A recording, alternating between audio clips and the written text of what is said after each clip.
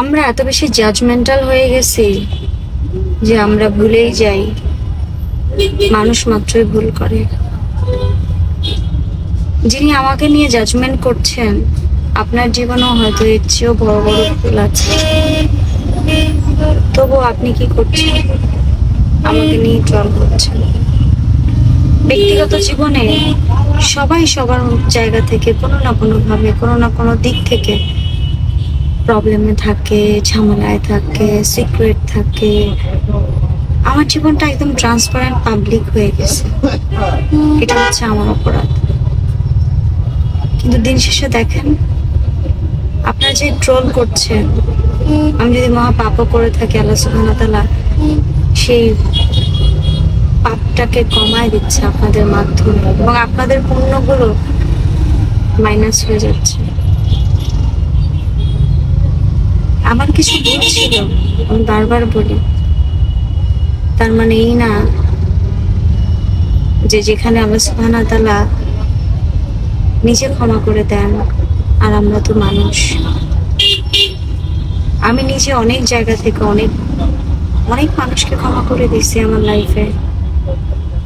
আর এখন আপনারা ভিউ বাণিজ্যের জন্য আমাকে মানসিকভাবে একের পর এক হেনস্থা করছেন।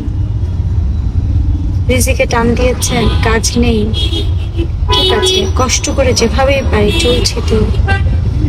সেভিংস হোক, যাই হোক, সব শেষ করে বাঁচতেছে তো।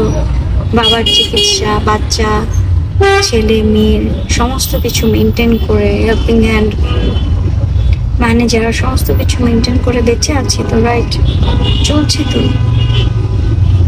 সেটাও আপনাদের সহ্য হচ্ছে না। আমি জানি না আপনারা আসলে কবে শুধরাবেন, বা আপনারা আসলে কি চান। একটাবার আমার জায়গায় নিজেকে বসান, একটাবার ভাবেন যেখানে নিষ্পাপ দুটো সন্তান এবং অসুস্থ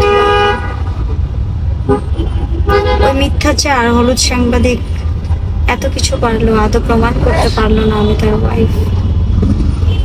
কেন পারলো না জানেন?